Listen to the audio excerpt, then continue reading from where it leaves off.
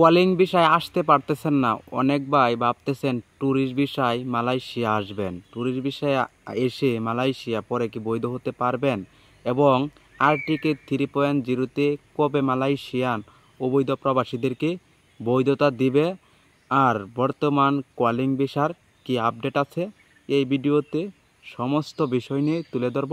অবশ্যই চ্যানেলটা সাবস্ক্রাইব করে আমার পাশেই থাকবেন প্রতিনিয়ত এরকম নিত্য নতুন ভিডিও পাওয়ার জন্য।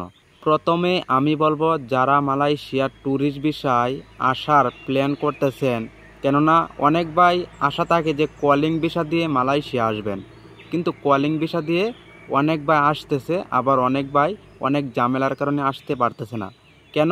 3 মাসের জন্য খুলেছিল, প্রথমে কাজ হয় দীর্ঘতি, আবার 2 মাস সময় বাড়ানো হয়েছে, আবার কাজ হয়েছে দীর্ঘতি। অল্প অল্প মানুষ আসে, এভারেজ দেখা গেছে 400-500 মানুষ আসছে, 24,000 মানুষ আসার কথা ছিল। তাই অনেক ভাই ভাবতেছেন ট্যুরিস্ট ভিসা দিয়ে মালয়েশিয়া গিয়ে পরে বৈধ হয়ে কাজ করব। দেখেন, ট্যুরিস্ট ভিসা নিয়ে যে আপনারা আসবেন, এখানে অনেক ঝামেলার সম্মুখীন হতে হবে। কেন? আমি আপনাদেরকে শুরু থেকে শেষ পর্যন্ত বলবো। আপনি হয়তোবা ট্যুরিস্ট ভিসা দিয়ে আসলেন, সেই ভিসাটার মেয়াদ থাকবে 3 মাস। আপনি কিন্তু কোম্পানিতে কাজ করতে আসছেন না, হয়তোবা ঘুরতে আসছেন, হয়তোবা যে কোনো সফরে আসছেন। পরে দেখা যায় আপনার বৈধ হতে হবে, আর যেভাবে বৈধ হবেন কোন সময়, সে সময় কিন্তু আপনিও অবৈধ থাকবেন। কেন? আপনার ভিসার মেয়াদ চলে যাবে, ট্যুরিস্ট ভিসার মেয়াদ থাকে 3 মাস। এতএব যে সময় সরকারে বৈধ হওয়ার সুযোগ দিবে, ওই সময় কিন্তু আপনি বৈধ হতে পারবেন। আর ট্যুরিস্ট ভিসা দিয়ে আসলে অনেক ঝামেলার সম্মুখীন হতে হবে। কেন জানেন? সেই ভিসাটা নিজের টাকা দিয়ে লাগাইতে হবে, আবার অনেক দালালের কাছে যেতে হবে, কাজ খুঁজে নিতে হবে, আপনি কোথায় থাকবেন এগুলো খুঁজে নিতে হবে। আপনার যদি আত্মীয় স্বজন থাকে, তাহলে আপনি ট্যুরিস্ট ভিসা দিয়ে আসতে পারেন।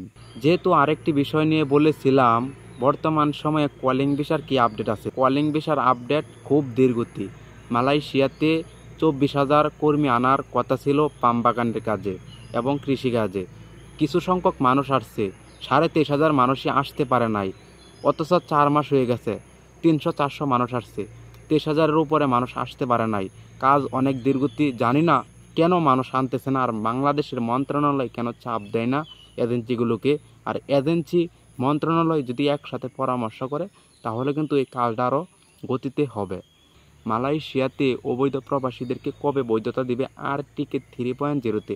দেখেন ভাই, মালয়েশিয়াতে অনেক অবৈধ প্রবাসী ভাই কাজ করতেছে, বাংলাদেশে এবং বিভিন্ন দেশের।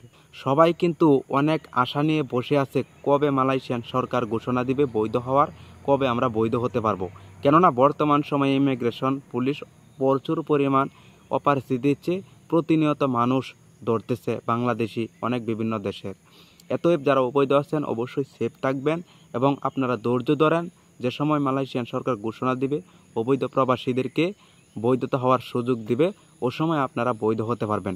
এখন পর্যন্ত আপনাদের কোনো ঘোষণা নাই, তাই আপনারা যেখানেই কাজ করেন না কেন, আপনারা একটু সেফ থাকবেন, যেন আপনাদেরকে পুলিশ না ধরে। যদি পুলিশ ধরে তাহলে কিন্তু আপনার অনেকটা ক্ষতি হবে, কেন আপনার দিকে একটি পরিবার তাকিয়ে আছে বাংলাদেশে। দেখেন, আপনি সেই টাকা ইনকাম করতেছেন, সেই টাকা বাংলাদেশে পাঠাচ্ছেন, আপনার পরিবার চলতেছে, কিন্তু আপনি অবৈধ। এখন আপনার সুযোগ সুবিধা নাই, কেন? আপনার বৈধ হতে পারতেছেন না, আপনি অবৈধ, আপনি কাজ করতেছেন লুকিয়ে লুকিয়ে, অনেক ঝামেলায়, অনেক ভয়ে ভয়ে। কিন্তু পুলিশ যদি ধরে ফেলে তাহলে আপনার জেল হবে, আপনার জেল কেটে বাংলাদেশে যেতে হবে। পরে দেখা যায় আপনি মালয়েশিয়া আর আসতে পারবেন না, আপনাকে একবার ক্রসে পাঠাইবে। এতএব যারা অবৈধ আছেন, যে সময় বৈধ হওয়ার সুযোগ দিবে অবশ্যই বৈধ হতে পারবেন এবং বৈধ হয়ে যাবেন। অবৈধ কাজ না করাটাই ভালো। আর যেখানেই থাকেন না কেন, যদি শহরের এরিয়ার ভিতরে থাকেন অবৈধ, আপনারা মালয়েশিয়াতে যেহেতু পাচার বসে, ওইসব পাচারে ঘোরাফেরা করবেন না এবং মার্কেটে যাবেন না।